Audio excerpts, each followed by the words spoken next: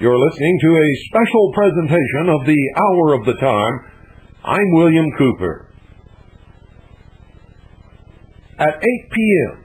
Eastern Standard Time, on the evening of October 30th, 1938, the night before All Saints' Day, now generally celebrated as Halloween, an estimated 6 million Americans listened to the famous Orson Welles broadcast, War of the Worlds, describing an invasion from Mars. An estimated 1 million people responded with sustained credulity and fear. Thousands responded with sheer panic. Some committed suicide.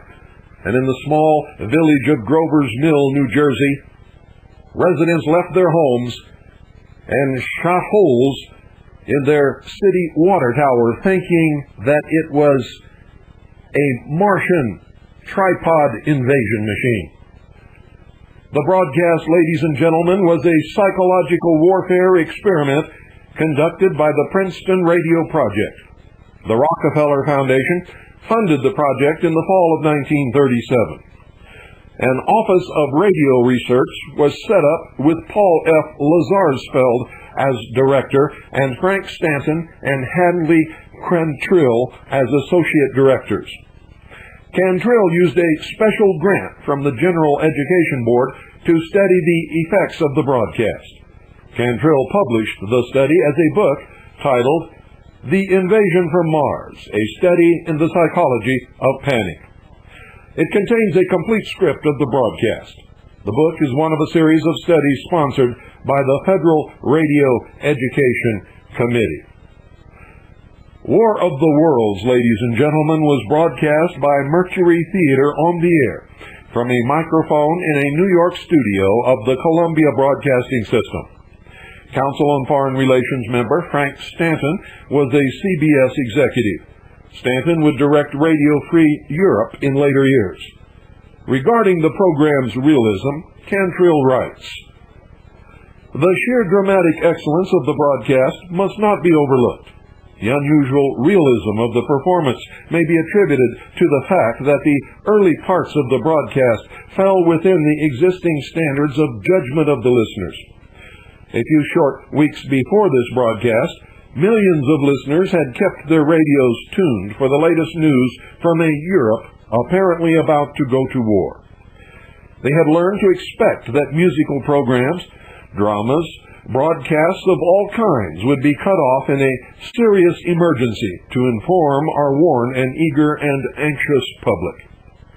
A large proportion of listeners, particularly those in the lower income and educational brackets, have grown to rely more on the radio than on the newspapers for news. On this particular night, when the listener tuned to the Mercury Theater, he heard the music of Ramon Raquello and his orchestra coming from the Meridian Room in the Park Plaza Hotel of New York City. Soon after the first piece had begun, an announcer broke in. Ladies and gentlemen, we interrupt our program of dance music to bring you a special bulletin from the Intercontinental Radio News. This report brought the story of the first explosion on Mars. The music was resumed only to be followed by another break. Ladies and gentlemen, following on the news given in our bulletin a moment ago, the Government Meteorological Bureau has requested the large observatories of the country to keep an astronomical watch. This bulletin contains the information that a huge flaming object, believed to be a meteorite, fell on a farm in the neighborhood of Grover's Mill, New Jersey. The swing band gets in 20 seconds more, and then the invasion continues uninterruptedly. The last announcement comes from New York City, and the announcer says, "I'm speaking from the roof of Broadcasting Building, New York City. The bells you hear are ringing to warn the people to evacuate the city as the Martians approach. Estimated in last 2 hours, 3 million people have moved out along the roads to the north. Hutchison River Parkway still kept open for motor traffic. Avoid bridges to Long Island, hopelessly jammed. All communication with Jersey Shore closed 10 minutes ago. No more defenses. Our Army wiped out. Artillery, Air Force, everything wiped out. This May, the last broadcast, will stay here to the end. People are holding service below us in the cathedral. And in the background, ladies and gentlemen, you could hear voices singing hymns. Now I look down the harbor, all manner of boats overloaded with fleeing population, pulling out from docks. Then you could hear the sound of boat whistles. Streets are all jammed, noise and crowds like New Year's Eve in city. Wait a minute, enemy now inside above the palisades. 5 great machines. First one is crossing the river. I can see it from here, wading the Hudson like a man wading through a brook. A bulletin's handed to me. Martian cylinders are falling all over the country.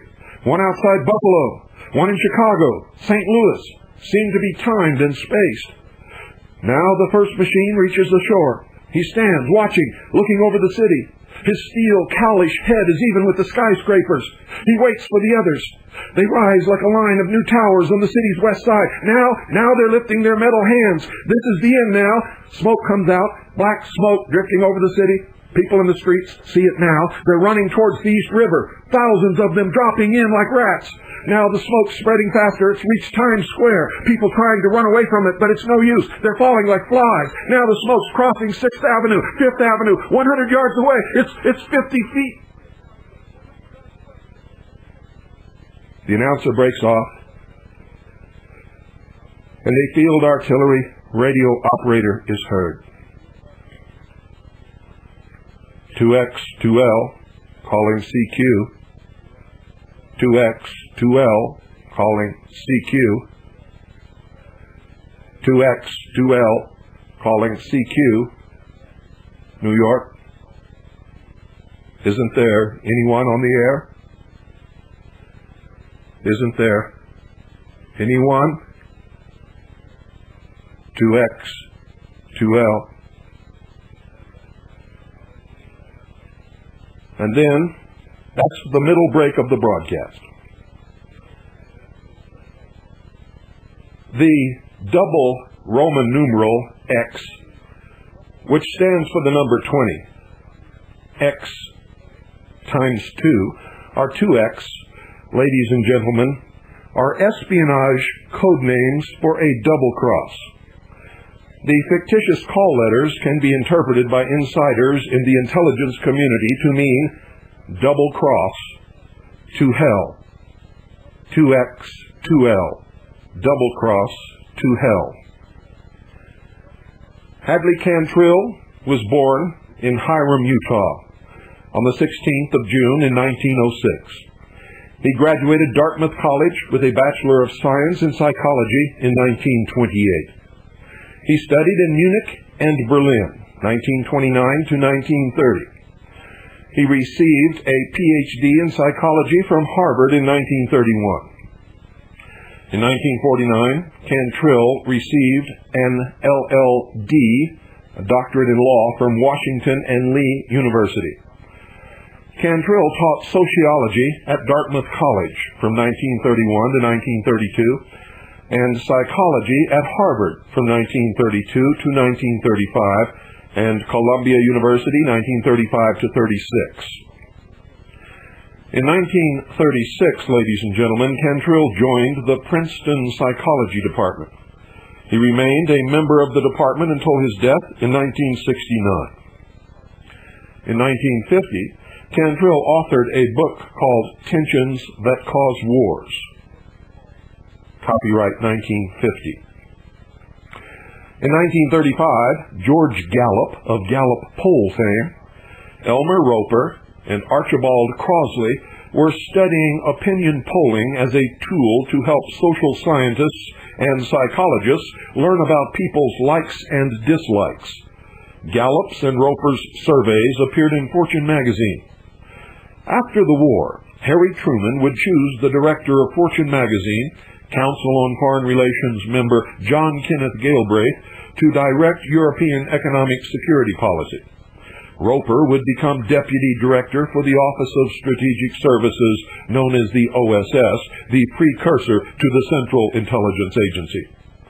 The OSS Psychological Warfare Division staff included Council on Foreign Relations members Douglas Cater of the Aspen Institute, W. Phillips Davison of the Rand and Columbia think tanks, William Langer of Stanford University, and William S. Paley, who was the head of Columbia Broadcasting System, known to you as CBS. Gallup's, Roper's, and Crosley's work interested people in government, aspiring politicians, and market researchers. Gallup, Roper, and Crosley were not members of the academic fraternity. Established social scientists belittled their work. However, the studies interested Cantrill. One of Cantrill's earliest articles, The Social Psychology of Everyday Life, 1934, contained a plea for social psychologists to devote more attention to devising new techniques to study ongoing problems. Lester Markell, Sunday editor of the New York Times, asked Cantrill to write some articles about scientific polling in connection with the presidential campaign of 1936.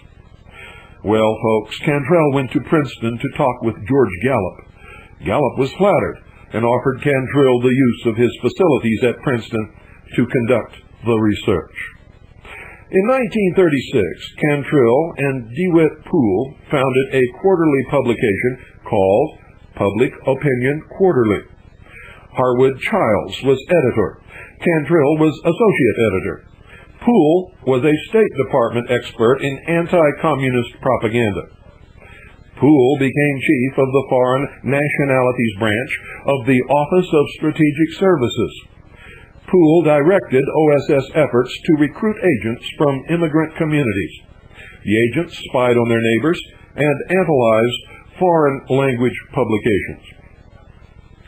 The Public Opinion Quarterly Board of Editors included veteran psychological warfare experts Harold Laswell, Paul Lazarsfield, and Frank Stanton. I believe that's Paul Lazarsfeld and Frank Stanton. DeWitt Poole would become president of the National Committee for a Free Europe, one of the CIA's largest single propaganda efforts. Council on Foreign Relations member Stanton directed the Free Europe Fund, a Central Intelligence Agency proprietary corporation that laundered the money for Poole's National Committee psychopolitical operations.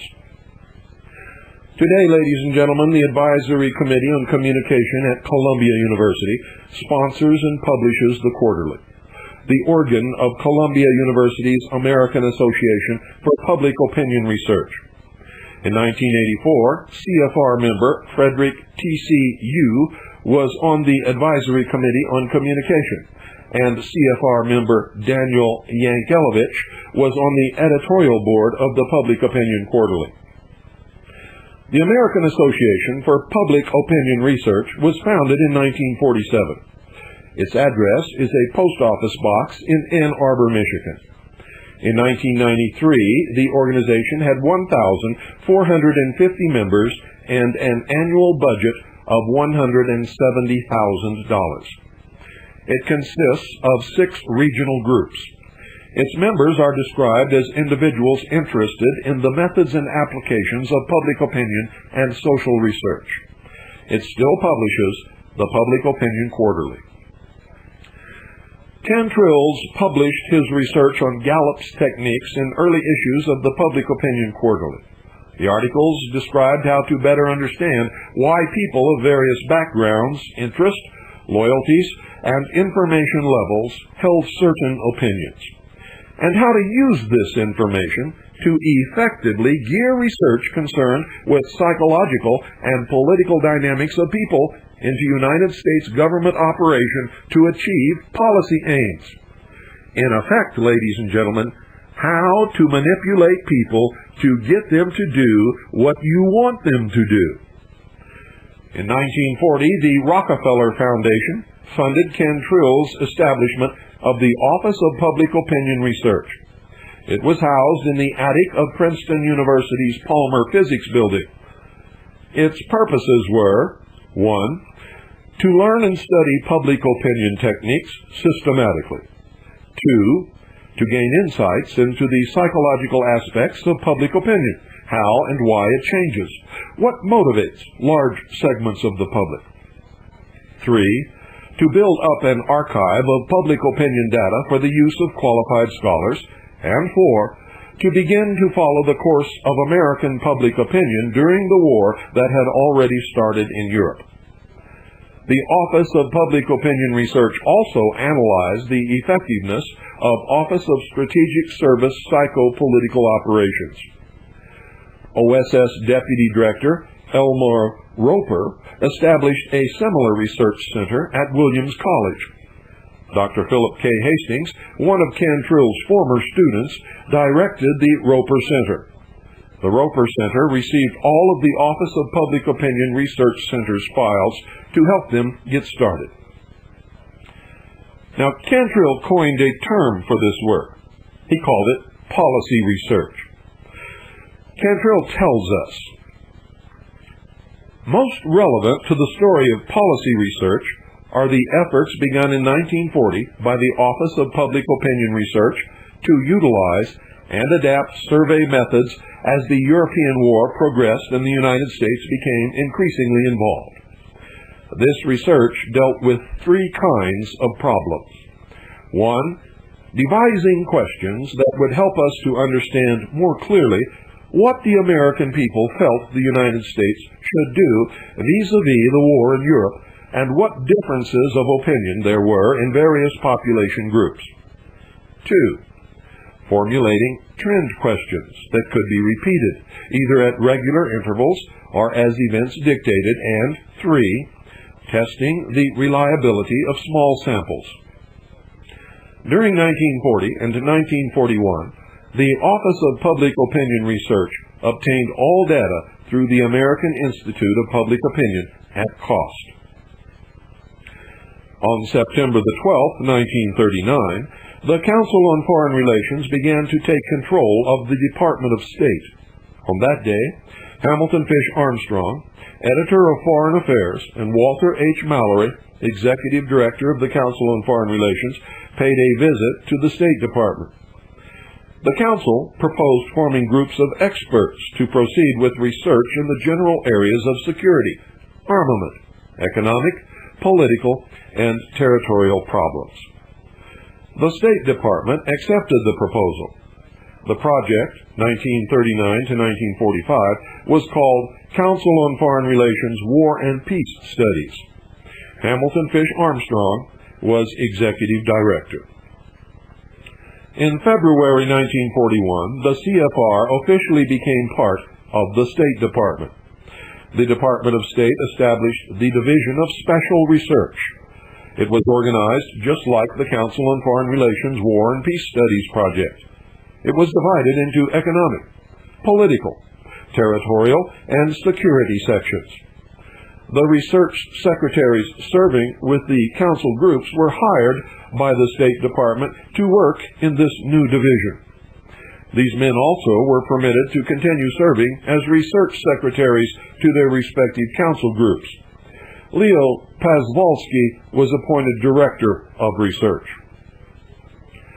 In 1942, the relationship between the Department of State and the Council on Foreign Relations strengthened again. The department organized an advisory committee on post-war foreign policies. The chairman was Secretary Cordell Hull, the vice chairman, Under Secretary Sumner Wells. Dr. Leo Pazwalski, director of the Division of Special Research, was appointed executive officer. Several experts were brought in from outside the department. The outside experts were Council on Foreign Relations War and Peace Studies members Hamilton Fish Armstrong, Isaiah Bowman, Benjamin V. Cohen, Norman H. Davis, and James T. Shotwell. In total, ladies and gentlemen, there were 362 meetings of the War and Peace Studies Group. The meetings were held at Council on Foreign Relations headquarters, the Harold Pratt House, 58 East 68th Street, New York City. The Council's wartime work was confidential. The Pratt House, the Harold Pratt House. The name Pratt is found in use as a byname in 11th century England. Pratt, ladies and gentlemen, was the English nickname for a cunning trickster. Pratt comes from the Old English word proet, meaning trick. Pratt is the family name of the Marquesses and Earls Camden. They are descended from John Pratt, died in 1573, of Devonshire. The first Earl, Sir Charles Pratt, 1714 to 1794, was a childhood friend of William Pitt, 1708 to 1778, the first Earl of Chatham. Remember that, Chatham. England's Royal Institute of International Affairs headquarters is Chatham House, located at 10 St. James Square in London. In June of 1940, William Stephenson of British intelligence was setting up the British Security Coordination Group in the United States. Franklin Delano Roosevelt was preparing to send an unofficial observer to London. The president selected a man he had known for more than 30 years. His name was William J. Donovan. Stephenson's mission included influencing high-ranking government officials to bring the United States into the war. Joseph P. Kennedy was the United States ambassador in London. Kennedy had been advising the president against American involvement in the war. William Stephenson was pleased when the president's choice was Donovan for the mission. Donovan attended Columbia Law School with Franklin Delano Roosevelt. Donovan was a World War I Medal of Honor winner. In 1929, Donovan was a Wall Street lawyer. In 1935, Donovan went to Rome, Egypt, and Ethiopia for the War Department to observe the Italian campaign against Ethiopia. In 1937, Donovan attended maneuvers of the German army and inspected their tanks and artillery. In 1938, Donovan toured Czechoslovakia, the Balkans, and Italy, and visited the battlefields of the Spanish Civil War. Ladies and gentlemen, William J. Donovan was a member of the Knights Templar. In 1941, a new agency was created, the Office of Coordinator of Information. Donovan ran it. The agency pooled information gathered by all the intelligence services and used the information for psychological warfare purposes. The talents of psychoanalysis across the country were mobilized to study domestic morale and psychological warfare techniques on morale. The study was released as a top-secret psychological report in 1943. It included a study of Adolf Hitler and his influence on the German people. The psychologist leading the study was Dr. Walter Langer. Walter's brother William helped to evaluate Hitler. CFR member William L. Langer was OSS branch chief for research and analysis. He worked with CFR member William H. Jackson. Their OSS research included indirect assessment,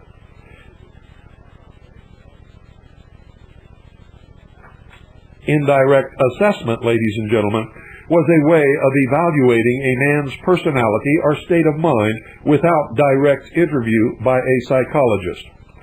William Langer used the technique to produce a psychological profile of Hitler as part of Donovan's top-secret OSS study. William L. Langer was a key figure in the intelligence community. William Langer, Allen W. Dulles, and Arthur Sweetster were members of the Council on Foreign Relations. They were specifically members of the Peace and Aims Group. Arthur Sweetster became the Deputy Director of the Office of War Information. Sweetser and Langer also worked together as members of the political group with John Foster Dulles, Allen's brother.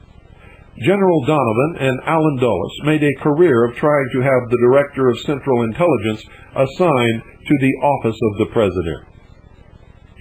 Now, in his early career, William Langer was a fellow at the Center for Advanced Study in Behavioral Sciences at Stanford. In World War I, Langer rose from private to sergeant and participated in the Saint-Mihiel and Argonne engagements. Langer's first significant book was The Diplomacy of Imperialism, 1935. Langer was a member of the Board of Analysts, Office of Coordinator of Information from 1941 to 1942. Chief of OSS Research and Analysis Branch, 1942 to 1945. Special Assistant for Intelligence Analysis to the Secretary of State, 1946. And Assistant Director of the Central Intelligence Agency, 1950 to 1952. After 1952, Langer served as a consultant to the Central Intelligence Agency. In his presidential address to the American Historical Association in 1957, Langer emphasized the need for deeper study and more extensive reference by historians to the teachings of modern psychology. William L. Langer was one of 10 editorial sponsors of the American edition of Mein Kampf, written in 1939. His view was that Hitler's Mein Kampf was an extraordinary medley of amateur politics and amazing insights into international problems and possibilities, and that Hitler showed reckless courage in realizing the German dreams, nightmarish as some of them were. In Schuster was another Mein Kampf editorial sponsor. Like Langer, Schuster was a Council on Foreign Relations, Peace, and Ames Group member. Schuster also was a journalist. He served in France as a sergeant in Army intelligence in World War I. After the war, he was in the Army of Occupation in Germany. Schuster admired the German culture and sympathized with Germany's economic problems. In his book, The Germans, 1932, he glibly dismissed the ideas of Adolf Hitler as no more commendable for wisdom or practicableness than are the notions of the average United States senator. Schuster's views towards Hitler changed. In 1934, Schuster denounced the Nazis' assaults on individual and religious freedom. During World War II, Schuster served on the Enemy Alien Board. When the war began, Secretary of War Henry Stimson ordered an evacuation of all Japanese, alien and American alike, from the coastal regions of California. CFR member Stimson remarked that the evacuation made an awful hole in the Constitution, but he had to do it on the grounds of safety of the nation and out of military necessity. The Japanese, alien and American alike, were rationalized into concentration camps. Stimson didn't rationalize Germans, alien and American alike, into concentration camps. Did the Japanese-American evacuation recommendation come from the Enemy Alien Board? Mein Kampf's editorial preface warns, Mein Kampf is a propagandistic essay by a violent partisan. As such, it often warps historical truth and sometimes ignores it completely. We have therefore felt it our duty to accompany the text with factual information which constitutes an extensive critique of the original. No American would like to assume responsibility for giving the public a text which, if not tested in the light of diligent inquiry, might convey the impression that Hitler was writing history rather than propaganda. Mein Kampf's editorial introduction informs us historical truth was ignored completely for over 14 years. Quote, until now, the only version of Mein Kampf in English has been a condensation of the complete book published in 1933 under the title My Battle, prepared by E.T.S. Dugdale in England, containing less than half the total text. There are undoubtedly passages of great importance which now appear in English for the first time. For example, Chapter 5 of the condensed version left out the whole of what Hitler describes as his wartime reflections on propaganda and the methods for fighting Marxism. We have marked at various points in the text the important new material. Furthermore, any abridgment must necessarily fail in proportion to the degree of its condensation. To give the full flavor of the author's mind, even the repetitions have their significance in conveying a sense of the character behind them. Mein Kampf is, above all, a book of feeling. The translation here offered is from the first German edition, the 2 volumes, respectively, of 1925 and 1927, which are now quite difficult to obtain, end quote. The National Socialist German Workers' Party was founded on November 9, 1919. Hitler writes in the conclusion to Mein Kampf, on November 9, 1923, in the 4th year of its existence, the National Socialist German Workers' Party was dissolved and forbidden throughout the entire territory of the Reich. Today, in November of 1926, it stands again before us, free through the whole Reich, stronger and internally more stable than ever before. The German people recognized the evil of Hitler and tried to do something about it. But it didn't work. Were World War I British and American intelligence agents left in Germany as part of an Institute of International Affairs plan to cause a Second World War? Did CFR intelligence agents help bring Hitler to power to create an enemy the American people could hate, loathe, and fight? Were CFR members Schuster, who wrote about Hitler in 1932, and Langer, who worked on a psychological profile of Hitler, and CFR insider Hadley Cantrell, who studied in Munich and Berlin from 1929 to 1930, 3 of those intelligence agents? Mein Kampf was published in 1925. Why wasn't a translation made available to the English-speaking people until 1939, and then contained only half the original text? Was this information withheld for 14 years so the Germans wouldn't receive support from other nations and Hitler could take power? Why weren't covert operations carried out to prevent Hitler's rise to power? Did the Office of Strategic Services put up funds for getting Mein Kampf translated, published, and marketed in the United States? Was Mein Kampf released in 1939 to help set the stage for ensuring America's entry into the war? Dumbarton Oaks in Georgetown is famous for being the site of the 1944 conference that led to the establishment of the United Nations. Present at the Dumbarton Oaks Conference were many members of the Council on Foreign Relations, War, and Peace Studies.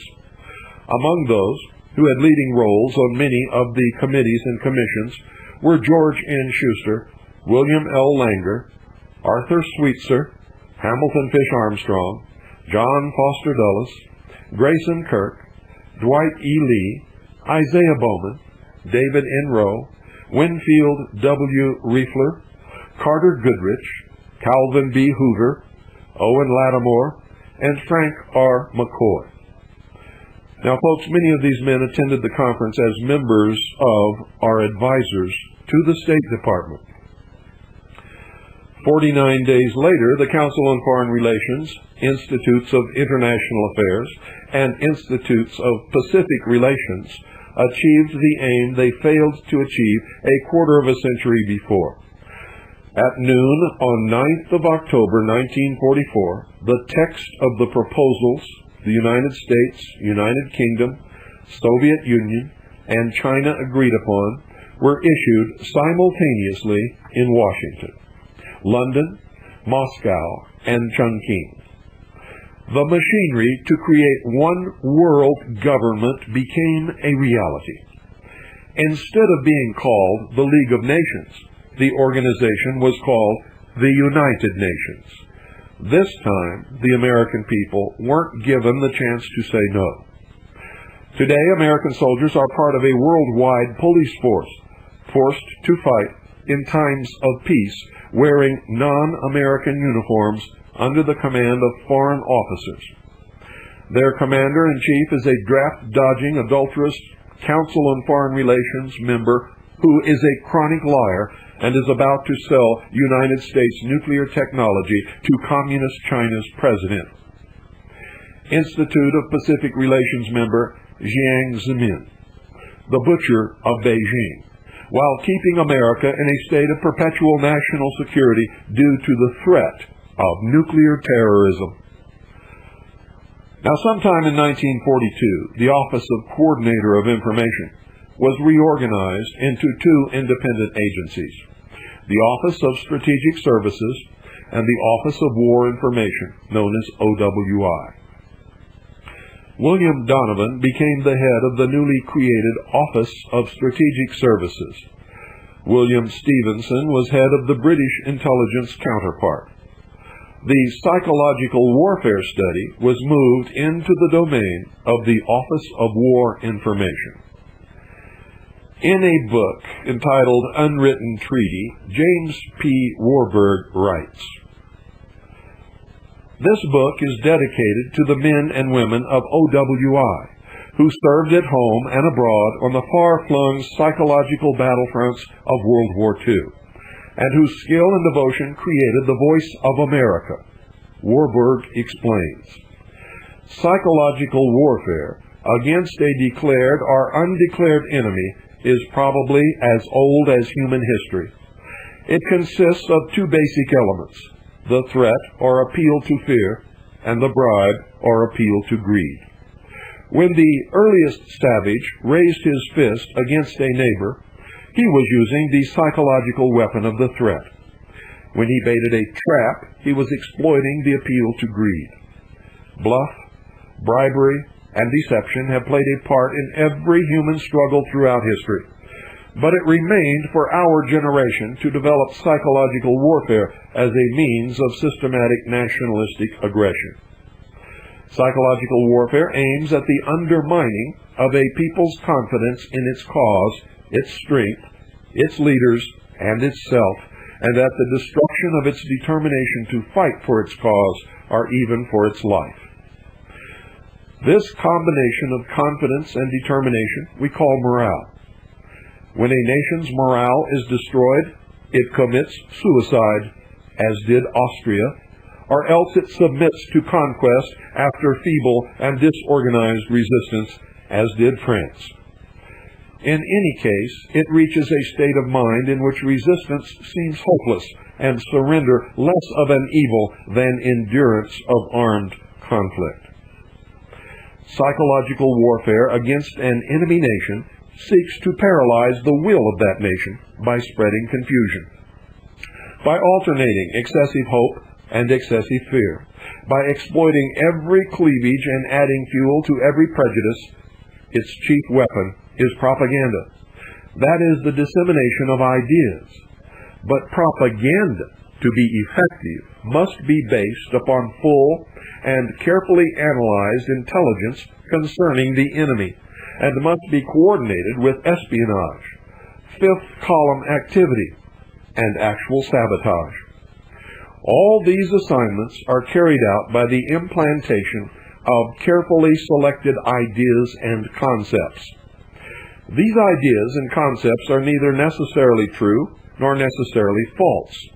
In fact, whether they are true or false makes no difference whatsoever so long as they successfully serve to create the desired state of mind.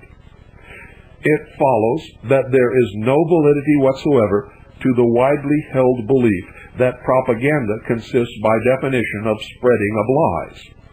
Truth and falsehood make no difference in themselves.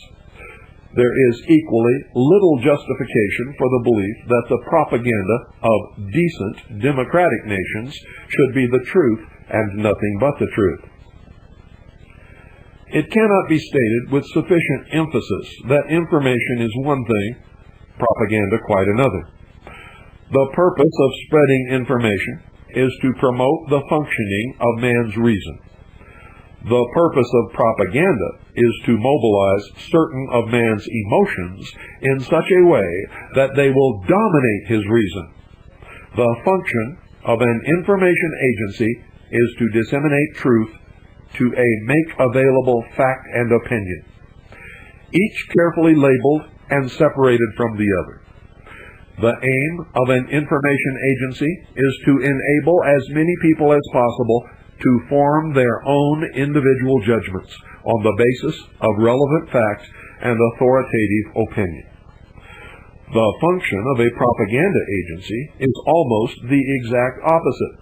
It is not to inform, but to persuade.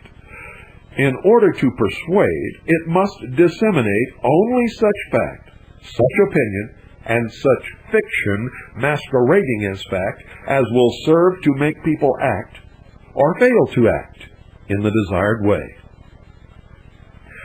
The Office of Coordinator of Information and the Office of War Information weren't information agencies, they were propaganda agencies. The Office of War Information extended contracts for communications research to Paul Lazarsfeld, Hadley Cantrill, the Council on Foreign Relations member Frank Stanton. The famous Orson Welles' War of the Worlds was an experiment in psychological warfare. The American public became unwitting subjects in an experiment to study mass behavior to try to determine the factors of personality, experience, and circumstance that made for various degrees of suggestibility under the impact of fear. The experiment in terror was planned, coordinated, and carried out by Council on Foreign Relations members and insiders. Isn't an experiment of this nature immoral and illegal? And if they were doing that then, what, pray tell, are they doing now? Adolf Hitler and his propaganda minister, Joseph Goebbels, warped history by ignoring it completely and stressing favorable and unfavorable truths to cause tension and hate between different groups of people. Goebbels' work fascinated CFR member Edward R. Murrow. The Rockefeller Foundation funded Murrow to perform a systematic analysis of Nazi radio propaganda techniques and the political use of radio. Murrow, with help from Cantrill and Lloyd Free, began the project at Princeton in 1940. The Princeton Listening Center was set up in an old house on Alexander Street belonging to Princeton's Institute of Advanced Study, known as the IASP. IASP was a reasonable copy of the Royal Institute of International Affairs Chief Oxford Headquarters, All Souls College. CFR member Abraham Flexner of Rockefeller's General Education Board and Foundation Administrator organized it from plans drawn by Tom Jones, one of the Royal Institute of International Affairs' most active intriguers and Foundation's administrators. This project resulted in a worldwide monitoring and broadcasting government agency called the Foreign Broadcast Intelligence Service, known as FBIS. FBIS was a psychological warfare machine. FBIS became the United States Information Agency, or USIA. The USIA was established to achieve United States foreign policy by influencing public attitude at home and abroad using psycho-political policy strategies. The USIA Office of Research and Reference Service prepares data on psychological factors and propaganda problems considered by the Policy Planning Board in formulating psycho-political information policies for the National Security Council. Edward R. Murrow would subsequently be named head of the USIA. Murrow became the propaganda minister for the United States. In effect, America's Joseph Goebbels. Was Hitler's rise to power a psycho-political operation planned and coordinated by members of the Council on Foreign Relations Institutes of International Affairs and Institutes of Pacific Relations?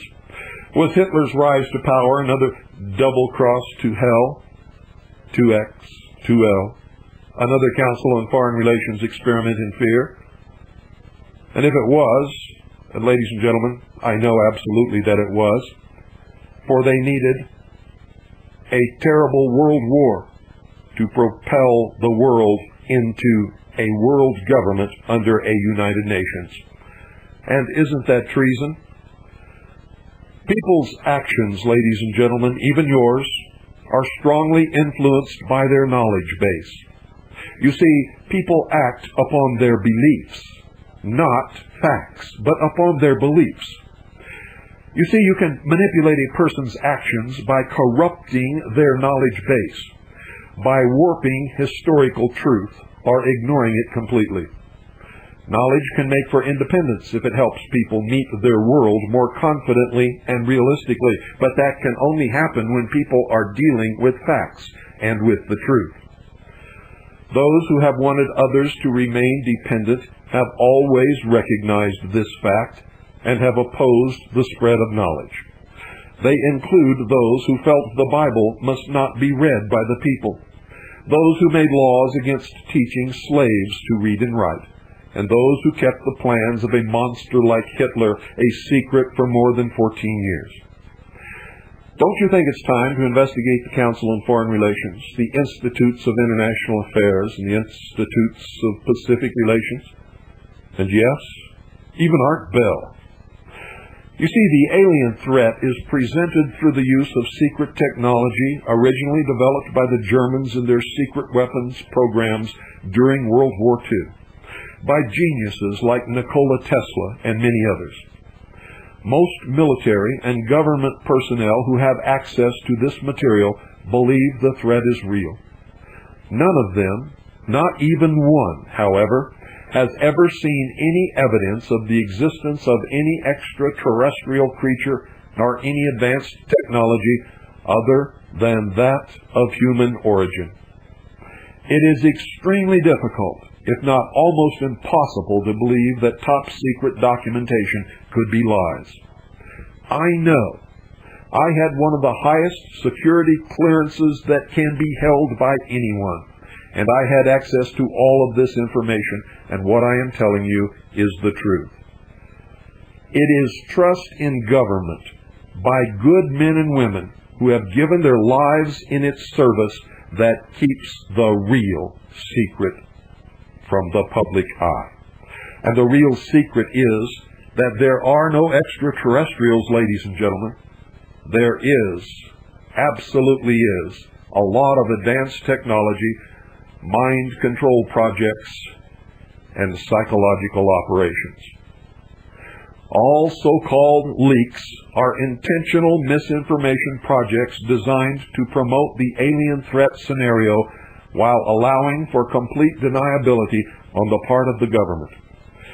The antics of Vicky Cooper Ecker, who is a CIA operative, Donald Francis Ecker III, who is just a dupe, William Moore, and Jamie Chandray, Stanton T. Friedman, Bruce Maccabee, who works for the Central Intelligence Agency and the Office of Naval Intelligence, Barry Taff, who is a neuropsychiatric institute of the University of California in Los Angeles, and he works with Dr. Jolyon West, Whitley Strieber, Bud Hopkins, who is a member of the Central Intelligence Agency, John Lear, who is a member of the Central Intelligence Agency, Linda Moulton Howe, who is a member of the Order of the Eastern Star, Art Bell, who is admitted Freemason and a fellow traveler, Glenn Campbell, George Knapp, who is also a Freemason, Colonel Philip Corso, a CIA operative who has just recently died, Richard Hoagland, the so-called alien autopsy film, The Face on Mars, which is not there, the National Aeronautics and Space Administration, the so-called Mars meteorite, which supposedly contains fossil evidence of life on Mars, but does not at all. contain any such evidence.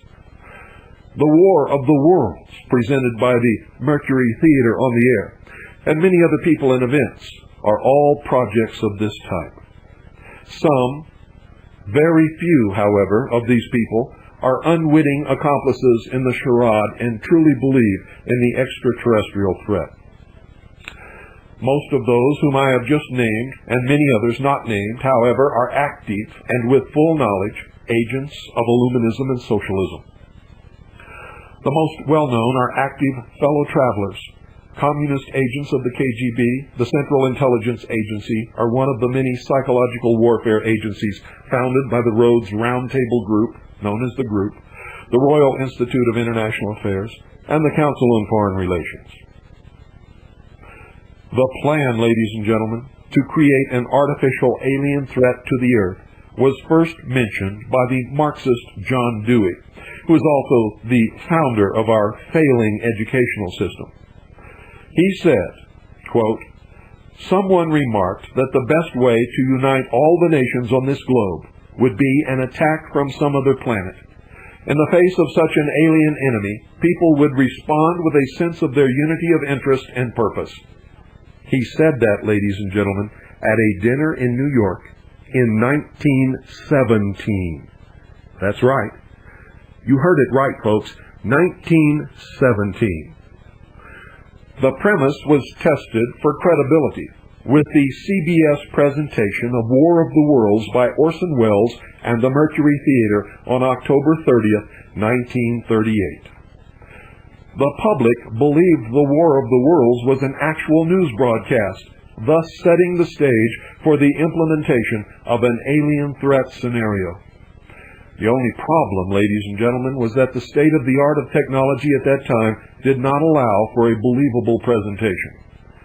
But the development of saucer-shaped wingless and tailless flying machines by the Germans during World War II, the implementation of psychological warfare against the sheeple of the world, and the continued development of secret technology under black projects classified and compartmentalized so that not even anyone in the Congress can ever know what it is that these people have solved the problem.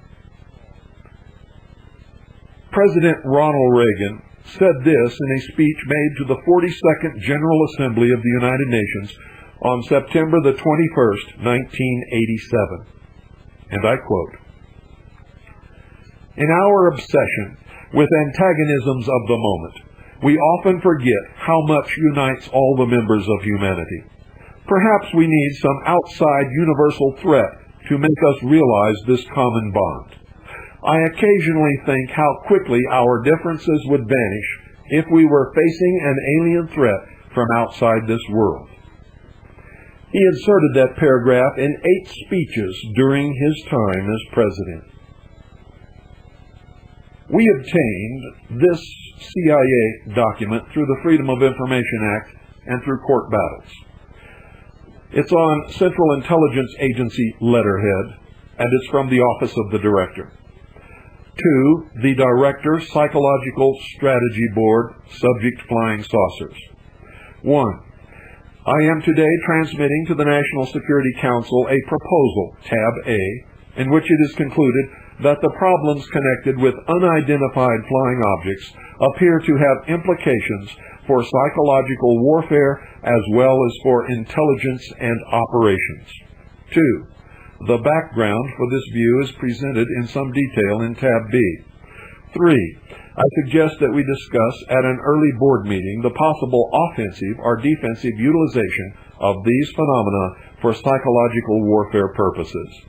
Signed, Walter B. Smith, Director. The announcement of the Jewish Holocaust, the proposal of a world government which would prevent future genocide or wars by the formation of a United Nations in 1945, and the announcement of sightings of flying saucers by Kenneth Arnold, an ex-intelligence officer, in 1947, launched the deception. The natural guilt harbored by the men of the 509th Atomic Bomb Wing, stationed just outside Roswell, New Mexico, after the bombing of Hiroshima and Nagasaki made them eager conspirators in orchestrating the faked crash of an extraterrestrial craft and the discovery of shaved and surgically altered monkeys near Roswell, New Mexico. The artificial extraterrestrial threat was thus implanted in the minds of the public. And we recently obtained an FBI document through the Freedom of Information Act and through many court battles. From the FBI, Dallas, Director and Senior Agent in Charge, Cincinnati, flying disc information concerning, and then it's blacked out, Headquarters, 8th Air Force, telephonically advised this office that an object purporting to be a flying disc was recovered near Roswell, New Mexico this date. The disc is hexagonal in shape and was suspended from a balloon by cable, which balloon was approximately 20 feet in diameter. The next word or words are blacked out. Further advised that the object found resembles a high-altitude weather balloon with a radar reflector, but that telephonic conversation between their office and Wright Field had not, and the next two words are blacked out, borne out this belief. Disc and balloon being transported to Wright Field by special plane for examination. Information provided this office because of national interest in case. And fact that National Broadcasting Company, Associated Press, and others attempting to break story of location of disc today. Two words blacked out. Advised would request Wright Field to advise Cincinnati office results of examination. No further investigation being conducted. And then there are some further lines blacked out on the bottom. Ladies and gentlemen, applying Hitler's concept of the big lie, the artificial extraterrestrial threat was nurtured and built into an always present possibility over the next 50 years. Utilizing the psychological machine of the United States government and the intelligence community, and the partnership built between the Department of Defense and Hollywood during World War II. Eventually, a large percentage of the world's population found themselves believing in alien ships, extraterrestrial visitation, alien mutilation of animals, and alien abductions of humans with absolutely, and listen to me closely, absolutely no proof that extraterrestrials exist anywhere in the universe, much less that any have ever visited this planet. The artificial threat is further advanced through the mind-controlled programming of Marxists and communists in Hollywood, radio, television, advertising, publishing houses, and the ufology movement, all of which are in the complete control of the Illuminati and the intelligence community. Fear is instilled through the incidental use of terror, inspired by the cattle and animal mutilation byproducts of the government's secret low-level radiation monitoring operations and the so-called alien abduction scenario induced by state-of-the-art and extremely sophisticated mind control operations. Wake up, America, you've been had. The research for tonight's broadcast was furnished by myself, William Cooper, and David Shedrow. And now, ladies and gentlemen, stay tuned for the original October 30th, 1938 broadcast of the War of the Worlds, which started it all in its entirety. The Columbia Broadcasting System and its affiliated stations present Orson Welles and the Mercury Theater on the air in The War of the Worlds by H.G. Wells.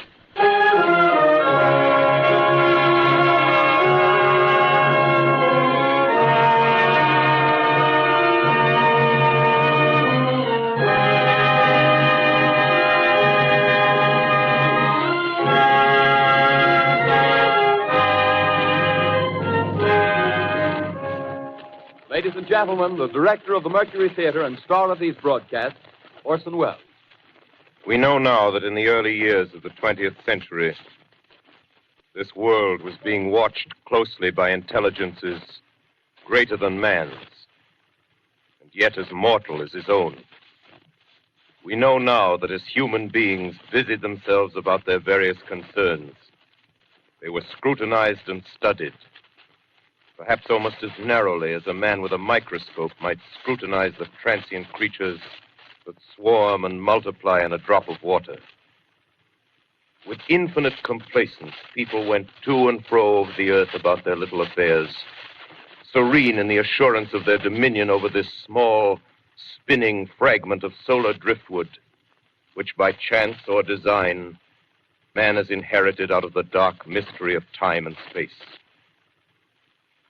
Yet across an immense ethereal gulf, minds that are to our minds as ours are to the beasts in the jungle, intellects, vast, cool, and unsympathetic, regarded this earth with envious eyes and slowly and surely drew their plans against us. In the 39th year of the 20th century came the Great Disillusionment. Near the end of October, business was better. The war scare was over. More men were back at work. Sales were picking up. On this particular evening, October 30th, the Crosley service estimated that 32 million people were listening in on radios. The next 24 hours, not much change in temperature. A slight atmospheric disturbance of undetermined origin is reported over Nova Scotia, causing a low-pressure area to move down rather rapidly over the northeastern states, bringing a forecast of rain accompanied by winds of light gale force. Maximum temperature 66, minimum 48. This weather report comes to you from the Government Weather Bureau. We take you now to the Meridian Room in the Hotel Park Plaza in downtown New York, where you will be entertained by the music of Raymond Rockefeller and his orchestra.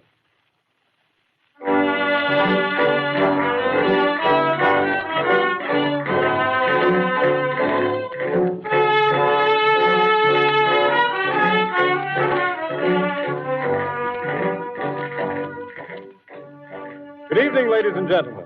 From the Meridian Room in the Park Plaza Hotel in New York City, we bring you the music of Raymond Rockefeller and his orchestra.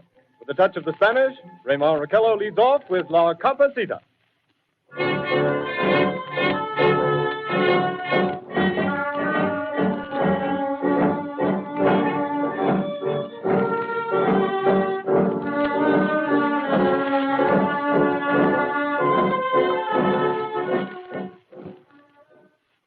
Ladies and gentlemen, we interrupt our program of dance music to bring you a special bulletin from the Intercontinental Radio News.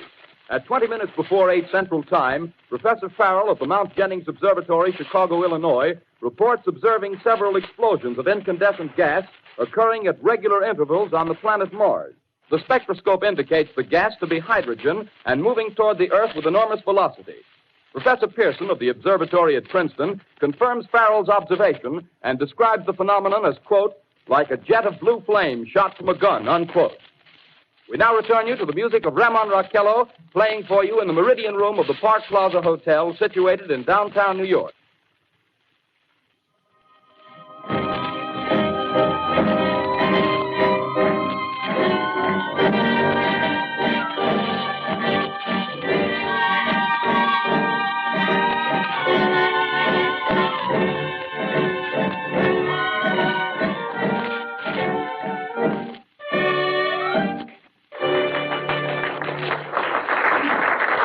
And now a tune that never loses favor, the ever-popular Stardust, Raymond Rockefeller and his orchestra.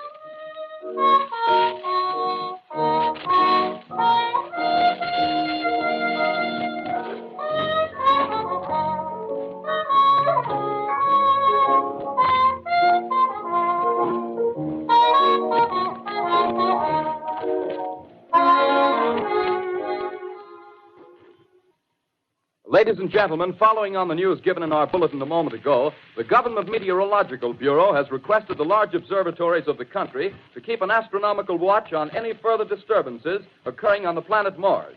Due to the unusual nature of this occurrence, we have arranged an interview with the noted astronomer, Professor Pearson, who will give us his views on this event. In a few moments, we will take you to the Princeton Observatory at Princeton, New Jersey. We return you until then to the music of Raymond Rockefeller and his orchestra.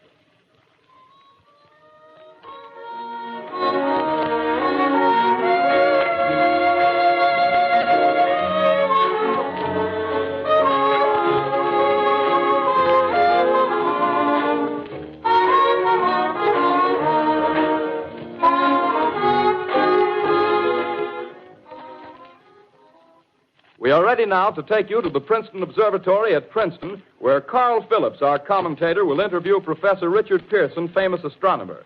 We take you now to Princeton, New Jersey. Good evening, ladies and gentlemen. This is Carl Phillips speaking to you from the observatory at Princeton. I'm standing in a large semicircular room, pitch black except for an oblong split in the ceiling. Through this opening, I can see a sprinkling of stars that cast a kind of frosty glow over the intricate mechanism of the huge telescope. The ticking sound you hear is the vibration of the clockwork. Professor Pearson stands directly above me on a small platform, peering through the giant lens. I'll ask you to be patient, ladies and gentlemen, during any delay that may arise during our interview. Besides the ceaseless watch of the heavens, Professor Pearson may be interrupted by telephone or other communications. During this period, he is in constant touch with the astronomical centers of the world. Professor, may I begin our questions? At any time, Mr. Phillips. Professor, would you please tell our radio audience exactly what you see as you observe the planet Mars through your telescope? Nothing unusual at the moment, Mr. Phillips. A red disk swimming in a blue sea. Transverse stripes across the disk. Quite distinct now because Mars happens to be at the point nearest the Earth, in opposition, as we call it. In your opinion, what do these transverse stripes signify, Professor Pearson? Not canals, I can assure you, Mr. Phillips. They... Although that's the popular conjecture of those who imagine Mars to be inhabited. From a scientific viewpoint, the stripes are merely the result of atmospheric conditions peculiar to the planet. Then you're quite convinced, as a scientist, that living intelligence as we know it does not exist on Mars? I say the chances against it are 1,000 to 1. And yet, how do you account for these gas eruptions occurring on the surface of the planet at regular intervals? Phillips, I cannot account for it. By the way, Professor, for the benefit of our listeners, how far is Mars from the Earth? Approximately 40 million miles. Well, that seems a safe enough distance. Just a moment, ladies and gentlemen. Someone has just handed Professor Pearson a message. While he reads it, let me remind you that we are speaking to you from the observatory in Princeton, New Jersey, where we are interviewing the world-famous astronomer, Professor Pearson. One moment, please. Professor Pearson has passed me a message which he has just received. Professor, may I read the message to the listening audience? Certainly, Mr. Phillips. Ladies and gentlemen, I shall read you a wire addressed to Professor Pearson from Dr. Gray of the Natural History Museum, New York. Quote, 9:15 p.m. Eastern Standard Time. Seismograph registered shock of almost earthquake intensity occurring within a radius of 20 miles of Princeton. Please investigate. Signed, Lloyd Gray, Chief of Astronomical Division. Unquote. Professor Pearson, could this occurrence possibly have something to do with the disturbances observed on the planet Mars? Hardly, Mr. Phillips. This is probably a meteorite of unusual size, and its arrival at this particular time is merely a coincidence. However, we shall conduct a search as soon as daylight permits. Thank you, Professor. Ladies and gentlemen, for the past 10 minutes, we've been speaking to you from the observatory at Princeton, bringing you a special interview with Professor Pearson, noted astronomer. This is Carl Phillips speaking. We are returning you now to our New York studio.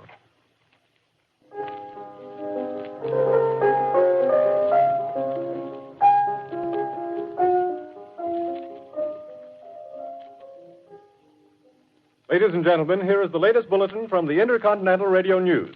Toronto, Canada. Professor Morse of Macmillan University reports observing a total of 3 explosions on the planet Mars between the hours of 7:45 p.m. and 9:20 p.m. Eastern Standard Time. This confirms earlier reports received from American observatories. Now, nearer home, comes a special bulletin from Trenton, New Jersey.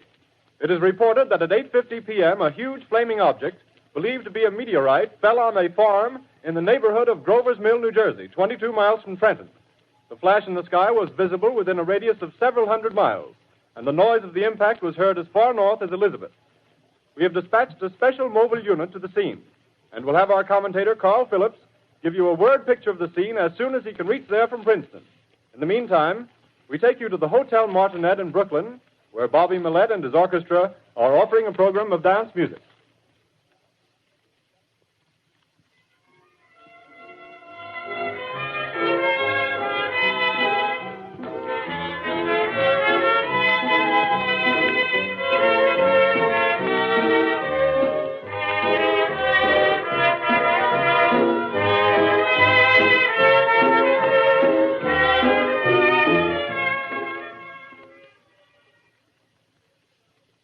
We take you now to Grover's Mill, New Jersey.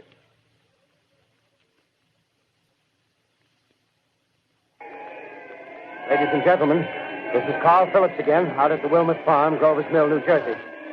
Professor Pearson and myself made the 11 miles from Princeton in 10 minutes. Well, I hardly know where to begin. To paint for you a word picture of the strange scene before my eyes, like something out of a modern Arabian Nights. Well, I just got here. I haven't had a chance to look around yet. I guess that's it. Yes, I guess that's the thing directly in front of me, half buried in a vast pit. Must have struck with terrific force. The ground is covered with splinters of a tree. It must have struck on its way down.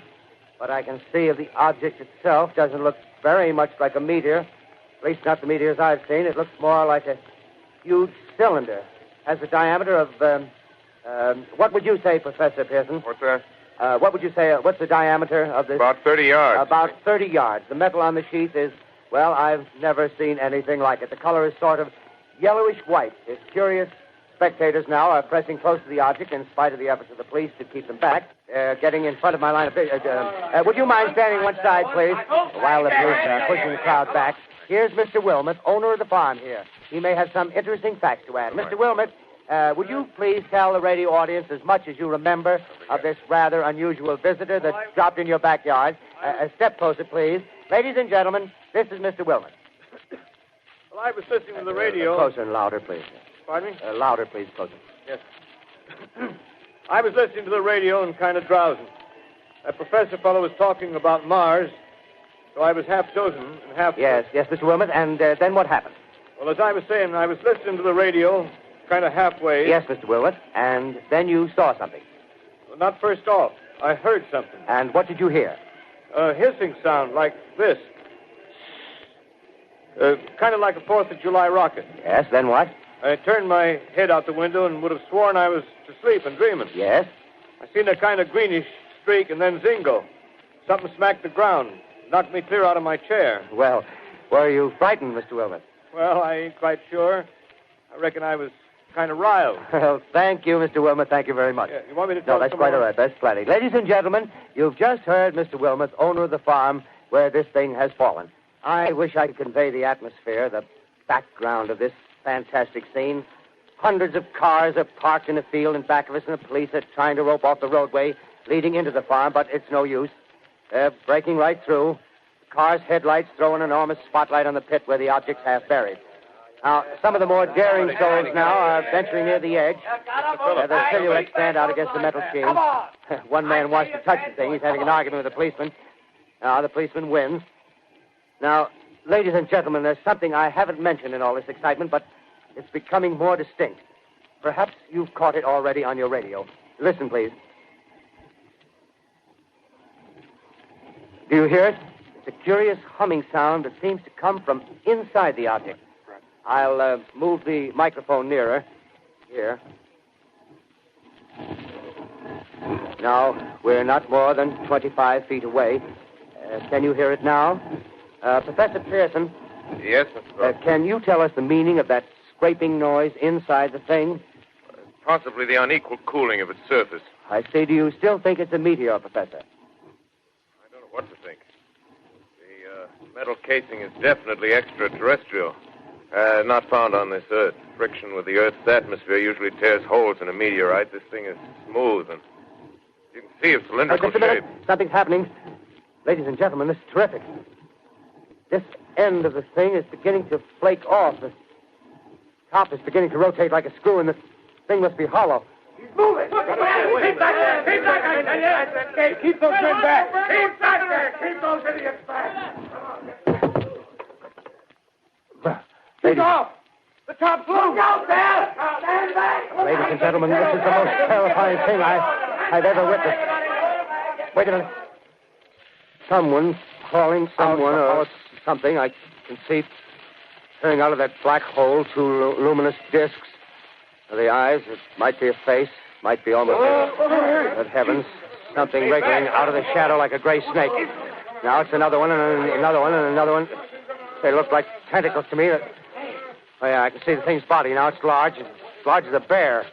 It glistens like wet leather, but that face, it's Ladies and gentlemen, it's indescribable. I can hardly force myself to keep looking at it. It's so awful. The eyes are black and they gleam like a serpent. The mouth is kind of V-shaped with saliva dripping from its rimless lips that seem to quiver and pulsate. And the monster, or whatever it is, can hardly move. It seems weighed down by possibly gravity or something. The thing's rising up now and the crowd falls back. They've seen plenty. The most extraordinary experience, ladies and gentlemen. I can't find words. Well, I'll pull this microphone with me as I talk. I'll have to stop the description until I can take a new position. Hold on, will you, please? I'll be right back in a minute.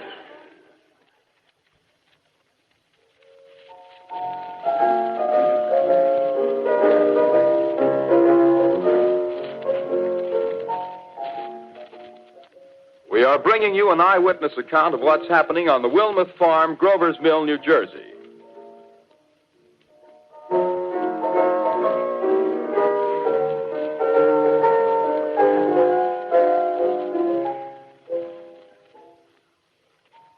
We now return you to Carl Phillips at Grover's Mill.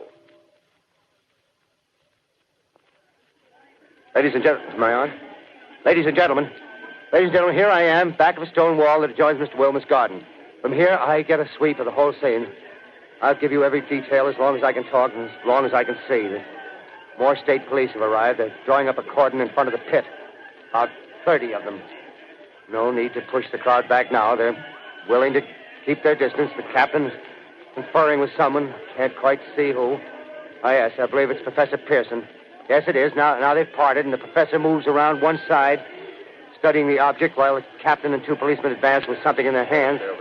I can see it now. It's a white handkerchief tied to a pole. Flag of truce.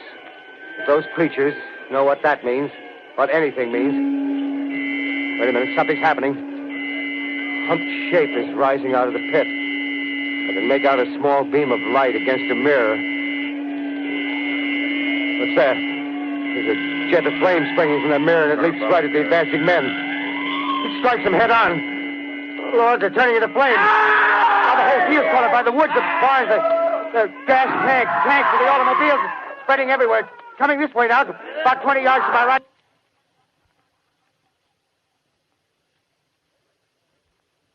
Ladies and gentlemen, due to circumstances beyond our control, we are unable to continue the broadcast from Grover's Mill.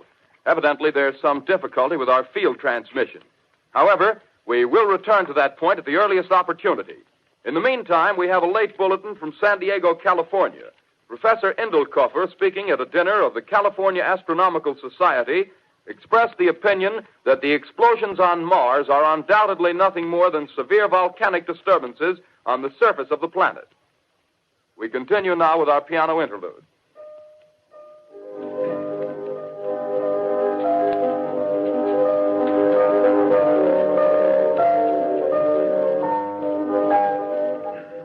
Ladies and gentlemen, I've just been handed a message that came in from Grover's Mill by telephone. Just one moment, please. At least 40 people, including 6 state troopers, lie dead in a field east of the village of Grover's Mill. Their bodies burned and distorted beyond all possible recognition. The next voice you hear will be that of Brigadier General Montgomery Smith, commander of the state militia at Trenton, New Jersey.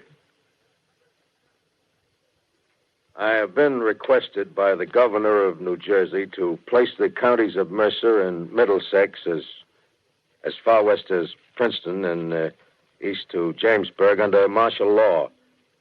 No one will be permitted to enter this area except by special pass issued by state or military authorities.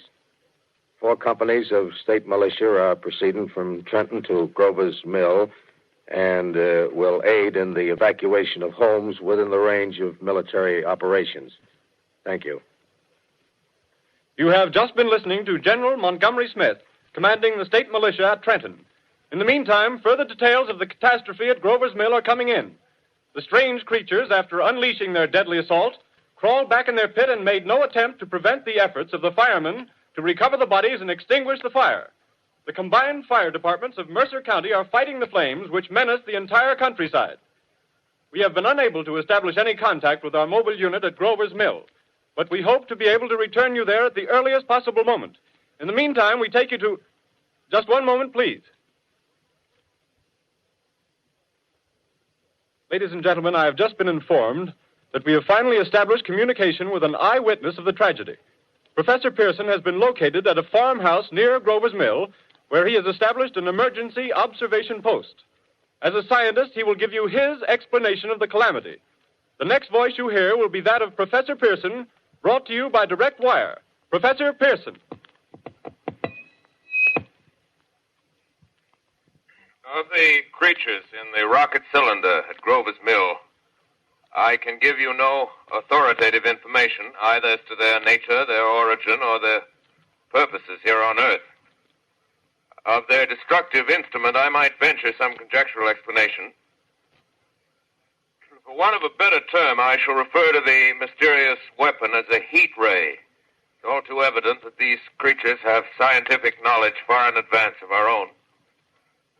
It's my guess that in some way they are able to generate an intense heat in a chamber of practically absolute non-conductivity. This intense heat they project in a parallel beam against any object they choose by means of a polished parabolic mirror of unknown composition, much as the mirror of a lighthouse projects a beam of light.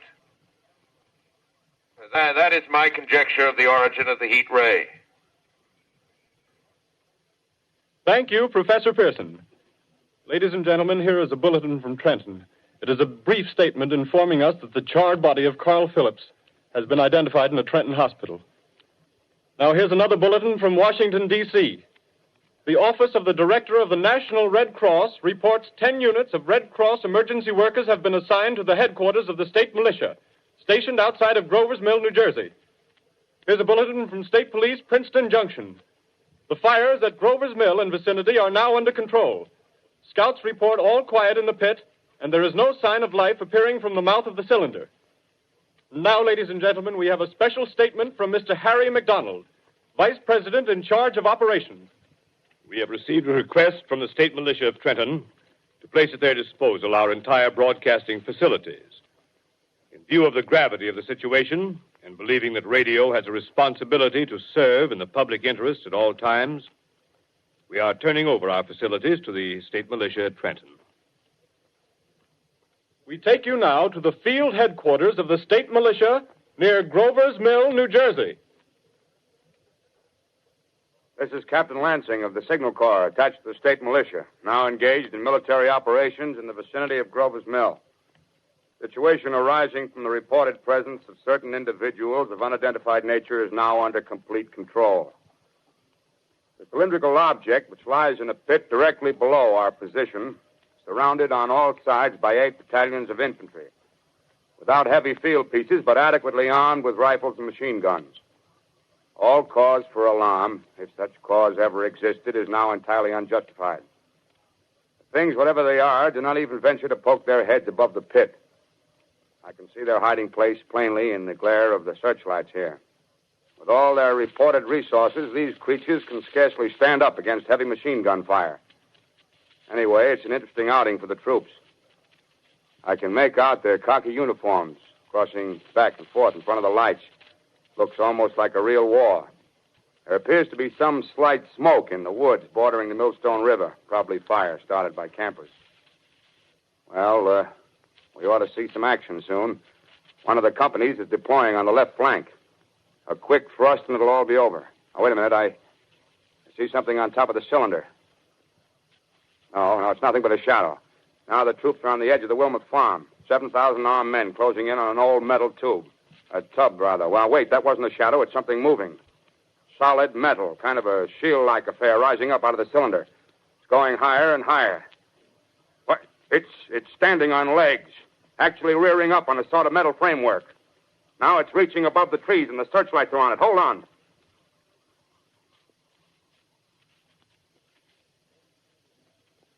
Ladies and gentlemen, I have a grave announcement to make. Incredible as it may seem, both the observations of science and the evidence of our eyes lead to the inescapable assumption that those strange beings who landed in the Jersey farmlands tonight are the vanguard of an invading army from the planet Mars. The battle which took place tonight at Grover Mills has ended in one of the most startling defeats ever suffered by an army in modern times. 7,000 men armed with rifles and machine guns pitted against a single fighting machine of the invaders from Mars. 120 known survivors. The rest strewn over the battle area from Grover's Mill to Plainsboro, crushed and trampled to death under the metal feet of the monster, or burned to cinders by its heat ray. The monster is now in control of the middle section of New Jersey and has effectively cut the state through its center. Communication lines are down from Pennsylvania to the Atlantic Ocean. Railroad tracks are torn and service from New York to Philadelphia discontinued, except routing some of the trains through Allerton and Phoenixville. Highways to the north, south, and west are clogged with frantic human traffic. Police and Army reserves are unable to control the mad flight. By morning, the fugitives will have swelled Philadelphia, Camden, and Trenton, it is estimated, to twice their normal population. Martial law prevails throughout New Jersey and eastern Pennsylvania. At this time, we take you to Washington for a special broadcast on the national emergency. The Secretary of the Interior. Citizens of the nation, I shall not try to conceal the gravity of the situation that confronts the country, nor the concern of your government in protecting the lives and property of its people. However, I wish to impress upon you, private citizens and public officials, all of you, the urgent need of calm and resourceful action. Fortunately, this formidable enemy is still confined to a comparatively small area, and we may place our faith in the military forces to keep them there. In the meantime, placing our faith in God, we must continue the performance of our duties, each and every one of us, so that we may confront this destructive adversary with a nation united, courageous, and consecrated to the preservation of human supremacy on this earth. I thank you. You have just heard the Secretary of the Interior speaking from Washington. Bulletins too numerous to read are piling up in the studio here. We're informed that the central portion of New Jersey is blacked out from radio communication due to the effect of the heat ray upon power lines and electrical equipment. Here's a special bulletin, New York. Cables have been received from English, French, and German scientific bodies offering assistance. Astronomers report continued gas outbursts at regular intervals on the planet Mars. The majority voiced the opinion that the enemy will be reinforced by additional rocket machines. There have been several attempts made to locate Professor Pearson of Princeton, who has observed Martians at close range. It is feared he was lost in the recent battle. Langham Field, Virginia. Scouting planes report 3 Martian machines visible above treetops, moving north toward Somerville with population fleeing ahead of them. The heat ray is not in use, although advancing at express train speed, invaders pick their way carefully. They seem to be making a conscious effort to avoid destruction of cities and countryside. However, they stop to uproot power lines, bridges, and railroad tracks. Their apparent objective is to crush resistance, paralyze communication, and disorganize human society. Here is a bulletin from Basking Ridge, New Jersey. Coon hunters have stumbled on a second cylinder similar to the first, embedded in the great swamp 20 miles south of Morristown. Army field pieces are proceeding from Newark to blow up the second invading unit before the cylinder can be opened and the fighting machine rigged. They are taking up a position in the foothills of Watchung Mountains. Another bulletin from Langham Field, Virginia. Scouting planes report enemy machines, now 3 in number, increasing speed northward, kicking over houses and trees in their evident haste to form a conjunction with their allies south of Morristown. Machines also sighted by telephone operator east of Middlesex, within 10 miles of Plainfield. Here's a bulletin from Winston-Field, Long Island. A fleet of Army bombers carrying heavy explosive flying north in pursuit of enemy. Scouting planes act as guides. They keep the speeding enemy in sight. Just a moment, please, ladies and gentlemen. We've run special wires to the artillery line in adjacent villages to give you direct reports in the zone of the advancing enemy. First, we take you to the battery of the 22nd Field Artillery, located in the Watchung Mountains. Range 32 meters. 32 meters. Direction 39 degrees. 39 degrees. Fire. 140 yards to the right, sir. Shift range 31 meters. 31 meters. Direction 37 degrees. 37 degrees. Fire.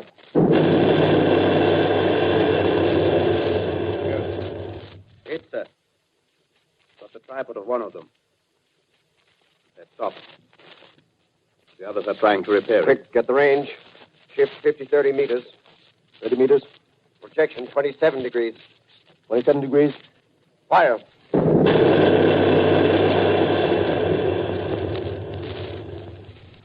Can't see the shell land, sir. Letting off a smoke. What is it? Black smoke, sir. Moving this way. Lying close to the ground. Moving fast. Put on gas masks. Get ready to fire. Shift to 24 meters. 24 meters. Projection 24 degrees. 24 degrees. Fire.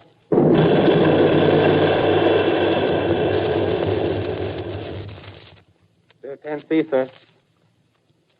Smoke's coming nearer. Get the range. 23 meters. 23 meters. 23 meters. Protection 22 degrees. 22 degrees.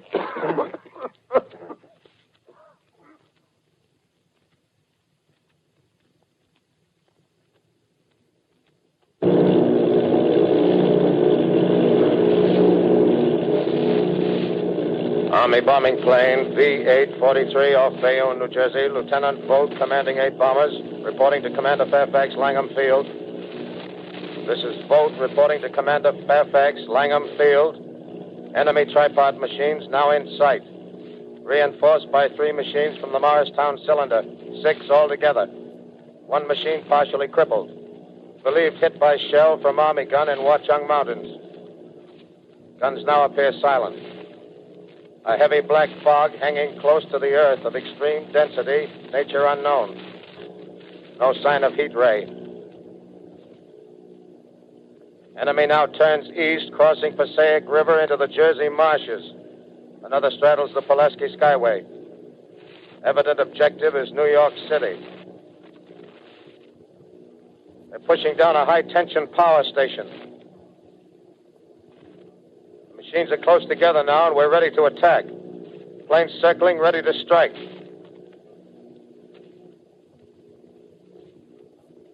A 1,000 yards, and we'll be over the first.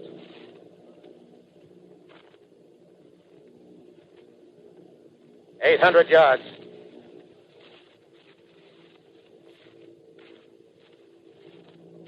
$600.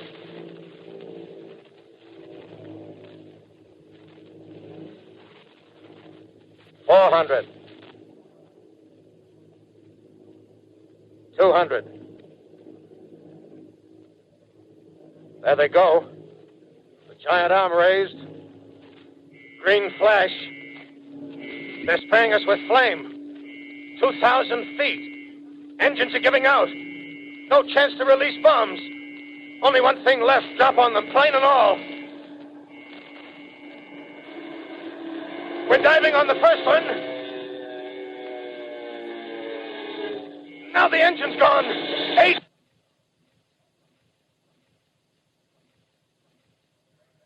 This is Bayonne, New Jersey, calling Langham Field. This is Bayonne, New Jersey, calling Langham Field. Come in, please.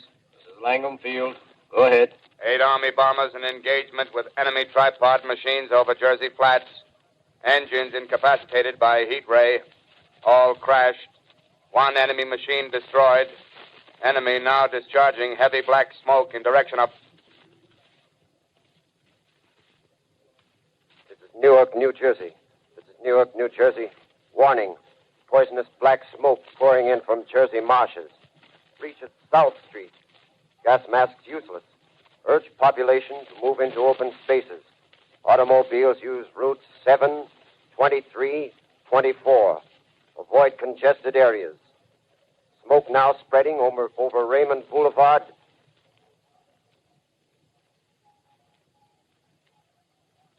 L calling CQ. 2X2L calling CQ. 2X2L calling 8X3R. Come in, please.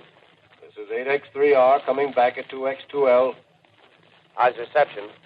How's reception? K, please. Where are you, 8X3R? What's the matter? Where are you?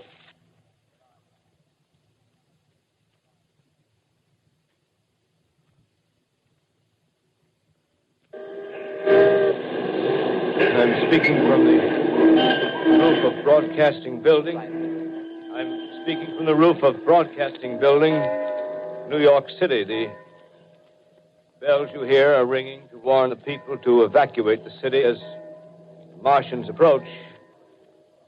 Estimated in the last 2 hours, 3 million people have moved out along the roads to the north. Hutchison River Parkway is still kept open for motor traffic. Avoid bridges to Long Island, hopelessly jammed. All communication with Jersey Shore closed 10 minutes ago.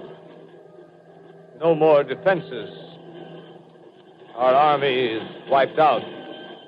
Artillery, Air Force, everything wiped out. This may be the last broadcast. We'll stay here to the end. People are holding service here below us in the cathedral. Now I look down the harbor, all manner of boats, overloaded with fleeing population pulling out from docks. Streets are all jammed.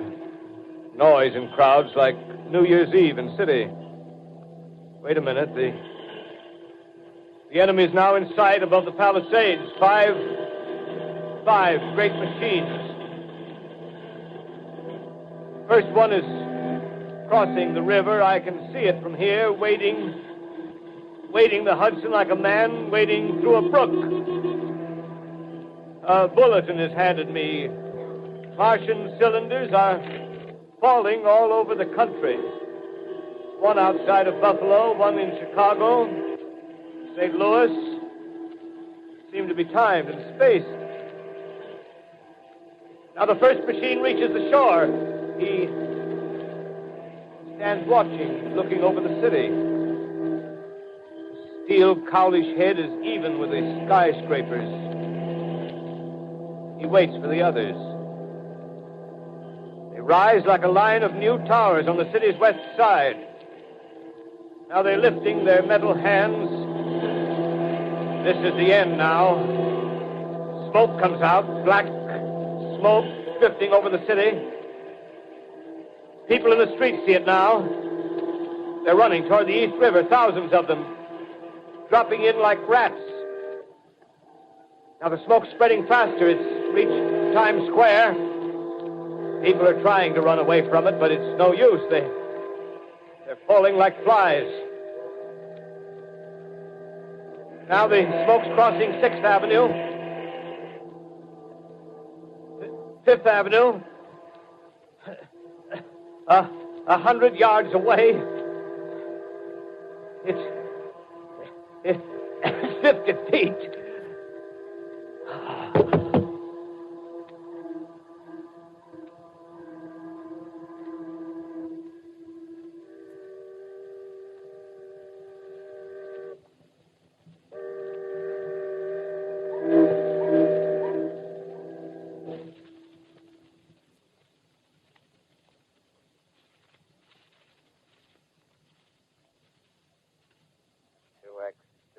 Calling say Q.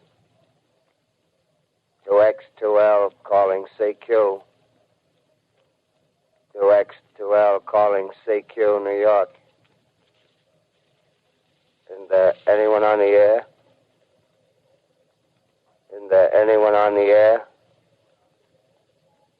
Isn't there anyone? 2X2L.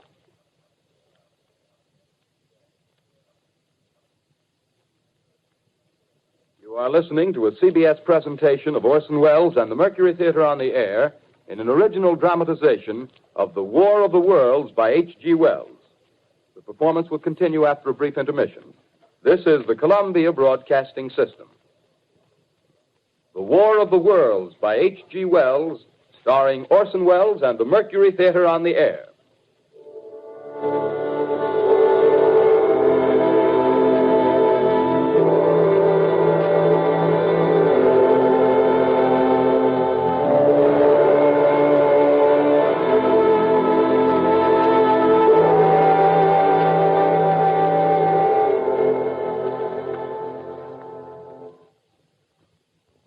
set down these notes on paper, I'm obsessed by the thought that I may be the last living man on Earth.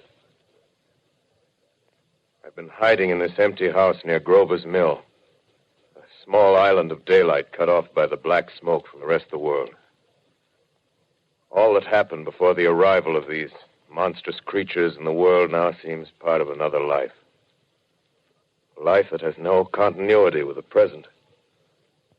Furtive existence of the lonely derelict who pencils these words on the back of some astronomical notes bearing the signature of Richard Pearson. I look down at my blackened hand and I try to connect them with a professor who lives at Princeton and who, on the night of October 20th, glimpsed through his telescope an orange splash of light on a distant planet. My wife, my colleagues, my students, my books, my observatory, my world. Where are they? Did they ever exist? Am I Richard Pearson? What day is it? Do days exist without calendars? Does time pass when there are no human hands left to wind the clocks? Writing down my daily life, I tell myself I shall preserve human history between the dark covers of this little book that was meant to record the movements of the stars. But to write, I must live, and to live, I must eat. Find moldy bread in the kitchen and an orange not too spoiled to swallow. Keep watch at the window. Time to time, I catch sight of a Martian above the black smoke. The smoke still holds the house in its black coil, but at length there's a hissing sound, and suddenly I see a Martian mounted on his machine, spraying the air with a jet of steam as if to dissipate the smoke. I watch in a corner as his huge metal legs nearly brush against the house. Exhausted by terror, I fall asleep. Morning. Sun streams in the window. The black cloud of gas is lifted, and the scorched meadows to the north look as though a black snowstorm had passed over them. I venture from the house. I make my way to a road, no traffic. Here and there, a wrecked car, baggage overturned, a blackened skeleton. Push on north. For some reason, I feel safer trailing these monsters than running away from them. And I keep a careful watch. I've seen the Martians feed. Should one of their machines appear over the top of trees, I'm ready to fling myself flat on the earth. Come to a chestnut tree. October. Chestnuts are ripe. Fill my pockets. I must keep alive. 2 days I wander in a vague northerly direction through a desolate world. Finally, I notice a living creature. A small red squirrel in a beech tree. I stare at him and wonder. He stares back at me. I believe at that moment the animal and I shared the same emotion. The joy of finding another living being. Push on north. I find dead cows in a brackish field, and beyond the charred ruins of a dairy, the silo remains standing guard over the wasteland like a lighthouse. Deserted by the sea. Astride the silo perches a weathercock. The arrow points north. North. Next day, I come to a city.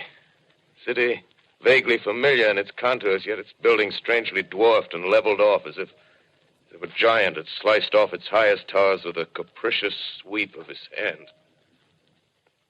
Reached the outskirts. I found Newark. Newark, undemolished but humbled by some whim of the advancing Martians. Presently, with an odd feeling of being watched, I caught sight of something crouching in a doorway. I made a step towards it. It rose up and became a man. A man armed with a large knife. Stop! Where do you come from? I come from From many places. A long time ago from Princeton. Princeton, huh? That's near Grover's Mill. Yes. Grover's Mill. There's no food here. This is my country. All this end of town down the river. There's only food for one. Which way are you going? I don't know. I guess I'm looking for people. Hey, what was that? Did you hear something just then? No. Only a bird. A live bird. Yeah. You get to know that birds have shadows these days. Say, we're in the open here. Let's crawl in this doorway here and talk. Have you seen any Martians? No. They're going over to New York. Night, the sky's alive with their lights, just as if people were still living in it. By daylight, you can't see them. 5 days ago, a couple of them carried something big across the flats from the airport. I think they're learning how to fly. Fly? Yeah, fly. Then it's all over with humanity. Stranger, there's still you and I. 2 of us left. Yeah. They got themselves in solid. They wrecked the greatest country in the world. Those green stars, they're probably falling somewhere every night. They've only lost one machine. There isn't anything to do. We're done. We're licked.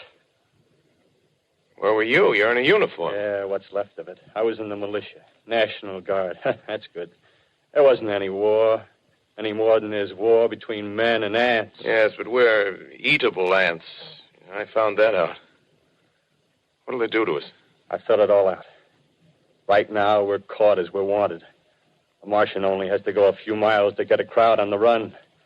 But they won't keep on doing that. They'll begin catching us systematic, like keeping the best and storing us in cages and things. They haven't begun on us yet. Not begun? Not begun. All that's happened so far is because we don't have sense enough to keep quiet. Bothering them with guns and such stuff and losing our heads and rushing off in crowds. No, instead of our rushing around blind, we got to fix ourselves up. Fix ourselves up according to the way things are now. Cities, nations, civilization, progress. Yes, but if that's so, what is there to live for? Well, there won't be any more concerts for 1,000,000 years or so and no nice little dinners at restaurants. If it's amusement you're after, I guess the game's up. What is there left? Life, that's what. I want to live.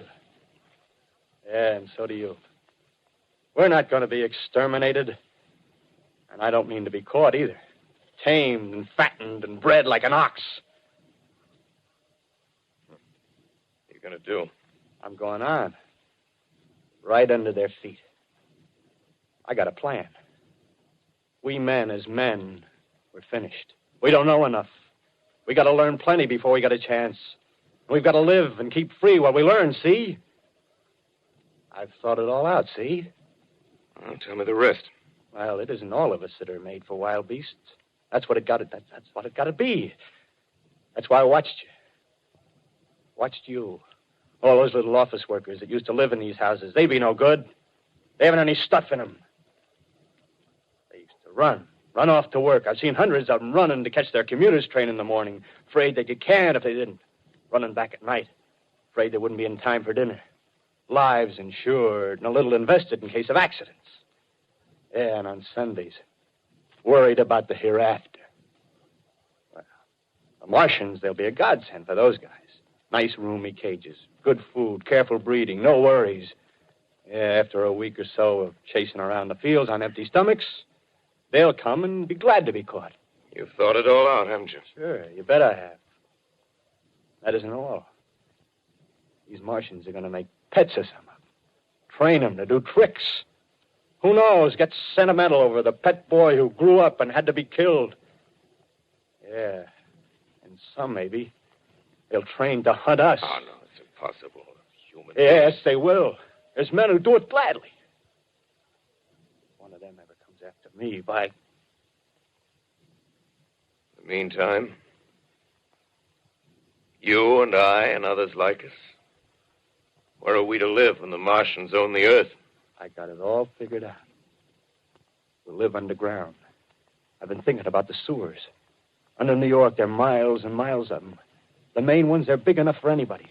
Then there's cellars, vaults, underground storerooms, railway tunnels, subways. You begin to see, huh? We'll get a bunch of strong men together. No weaklings. That rubbish, out. As you meant me to go. All right. Give you a chance, didn't I? Won't quarrel about that. Go on. Well, we got to make safe places for us to stay in, see? Get all the books we can. Science books. That's where men like you come in, see? We raid the museums. We'll even spy on the Martians. May not be so much we have to learn before... Listen. Just imagine this. 4 or 5 of their own fighting machines suddenly start off. Heat rays right and left. Not a Martian in them. Not a Martian in them, see? But men. Men who've learned the way how. May even be in our time. Gee. Imagine having one of them lovely things with a heat ray wide and free. We'd turn it on Martians. We'd turn it on men. We'd bring everybody down on their knees. That's your plan. You, me, a few more of us. We'd own the world. I see. Hey, what's the matter? Where are you going? Not to your world. Bye, stranger. Well, after parting with the artilleryman, I came at last to the Holland Tunnel, entered that silent tube, anxious to know the fate of the great city on the other side of the Hudson. Cautiously, I came out of the tunnel and made my way up Canal Street. Reached 14th Street, and there again were black powder and several bodies and an evil, ominous smell from the gratings of the cellars of some of the houses. I wandered up through the 30s and 40s, stood alone on Times Square, caught sight of a lean dog running down 7th Avenue with a piece of dark brown meat in his jaws and a pack of starving mongrels at his heels. Made a wide circle around me as though he feared I might prove a fresh competitor. Walked up Broadway in the direction of that strange powder, past silent shop windows, displaying their mute wares to empty sidewalks. Past the Capitol Theater, silent, dark. Past a shooting gallery where a row of empty guns faced an arrested line of wooden ducks. Near Columbus Circle, I noticed models of 1939 motor cars in the showrooms facing empty streets. Over the top of the General Motors building, I watched a flock of black birds circling in the sky. Hurried on. Suddenly, I caught sight of the hood of a Martian machine, standing somewhere in Central Park, gleaming in the late afternoon sun. An insane idea. I rushed recklessly across Columbus Circle and into the park. I climbed a small hill above the pond at 60th Street, and from there I could see, standing in a silent row along the mall, 19 of those great metal titans, their cowls empty, their steel arms hanging listlessly by their sides. I looked in vain for the monsters that inhabit those machines. Suddenly, my eyes were attracted to the immense flock of black birds that hovered directly below me. They circled to the ground. And there before my eyes, stark and silent, lay the Martians with the hungry birds pecking and tearing brown shreds of flesh from their dead bodies. Later, when their bodies were examined in laboratories, it was found that they were killed by the putrefactive and disease bacteria against which their systems were unprepared. Slain, after all, man's defenses had failed by the humblest thing that God, His wisdom, has put upon this earth. Before the cylinder fell, there was a general persuasion that through all the deep of space, no life existed beyond the petty surface of our minute sphere. Now we see further. Dim and wonderful is the vision I've conjured up in my mind of life spreading slowly from this little seedbed of the solar system throughout the inanimate vastnesses of sidereal space. But a remote dream, maybe. Maybe that the destruction of the Martians is only a reprieve to them and not to us. Is the future ordained, perhaps? Strange it now seems to sit in my peaceful study at Princeton, writing down this last chapter of the record, begun at a deserted farm in Grover's Mill.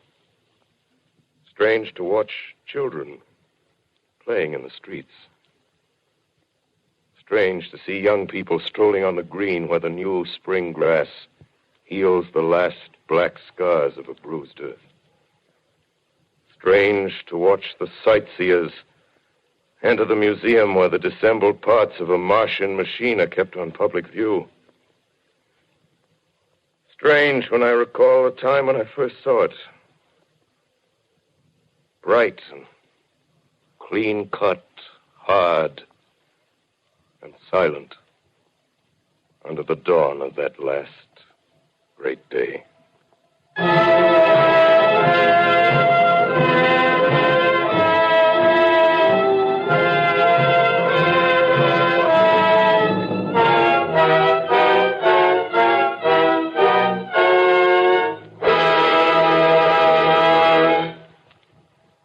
This is Orson Welles, ladies and gentlemen, out of character, to assure you that the War of the Worlds has no further significance than as the holiday offering it was intended to be. The Mercury Theater's own radio version of dressing up in a sheet and jumping out of a bush and saying boo. Starting now, we couldn't soap all your windows and steal all your garden gates by tomorrow night, so we did the best next thing. We annihilated the world before your very ears and utterly destroyed the CBS. You will be relieved, I hope, to learn that we didn't mean it and that both institutions are still open for business. So goodbye, everybody, and remember, please, for the next day or so, the terrible lesson you learned tonight. That grinning, glowing, globular invader of your living room is an inhabitant of the pumpkin patch, and if your doorbell rings and nobody's there, that was no Martian. It's Halloween.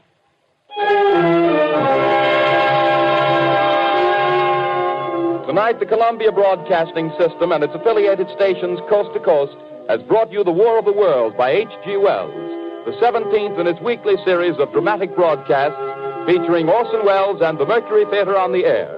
Next week, we present a dramatization of 3 famous short stories. This is the Columbia Broadcasting System.